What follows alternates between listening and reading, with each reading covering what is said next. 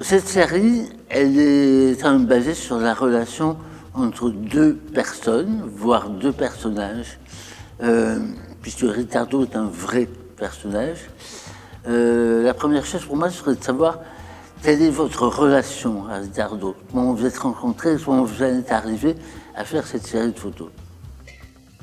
Quand on a commencé la série, ça faisait une vingtaine d'années qu'on se connaissait. J'ai rencontré Ricardo dans une agence de presse. C'est vraiment un homme généreux, particulier, singulier et qui dégage une aura.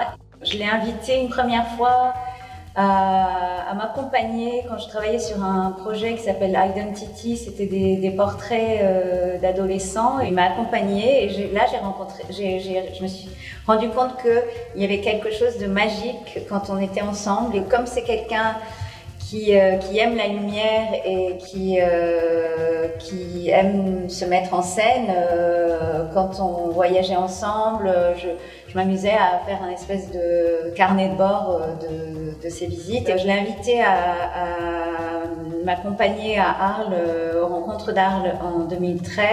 Et j'ai eu l'idée, en sortant de la première expo de Sergio Larin que nous avions visitée, magnifique exposition, j'ai dit à Ricardo, mets-toi comme ça, on va mettre en scène un hommage à Sergio Larin. Donc c'est comme ça qu'en fait, on a fait une dizaine d'hommages d'expositions qu'on venait de visiter. Et en publiant sur les réseaux sociaux, on a eu un extraordinaire retour des gens qui étaient de nos amis. Une fois les vacances terminées, au mois de septembre, j'ai dit à Ricardo, on va attaquer ça de façon sérieuse avec un appareil professionnel. Viens, on part à Deauville, c'est le dernier jour de beau temps.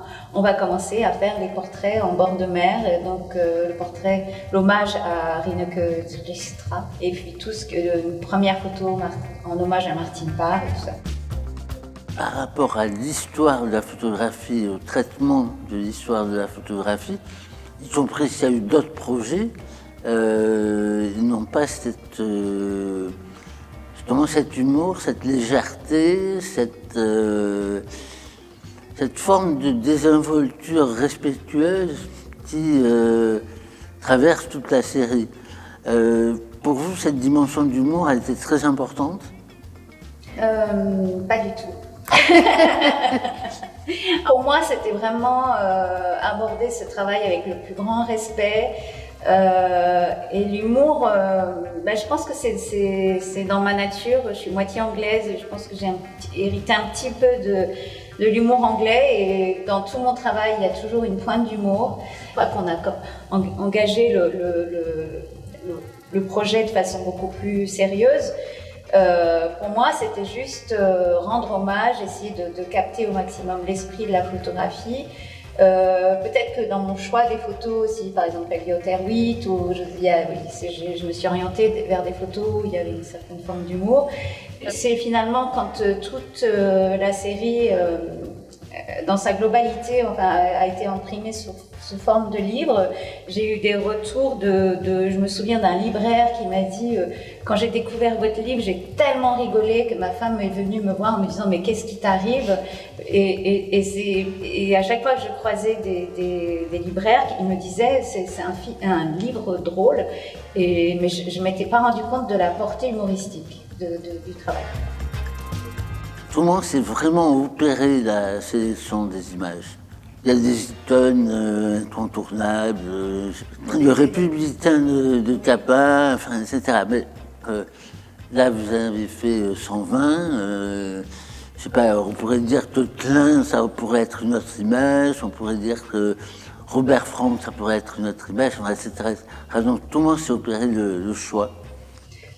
Justement, c'est un très bon choix. Robert Frank, il est connu pour sa série The Americans, où il y a une femme de couleur qui tient un bébé. Bon, ça, c'était impossible à faire avec Ricardo. Je voulais surtout pas tomber dans le burlesque, dans le ridicule. Donc, justement, Robert Frank, on a choisi un manifestant qui est couché au pied d'un arbre. Il y avait la présence de chaussures. Donc, c'était vraiment une photo que Ricardo pouvait interpréter De la même manière, William Klein, il a fallu choisir une photo qui fonctionne avec le personnage de Ricardo. Et dans l'histoire de la photo, il y a eu l'évolution du tirage. Donc, par exemple, je prends le portrait de James Joyce par Bérénice Abbott. Il y avait des tirages très contrastés, des tirages très doux, selon les époques.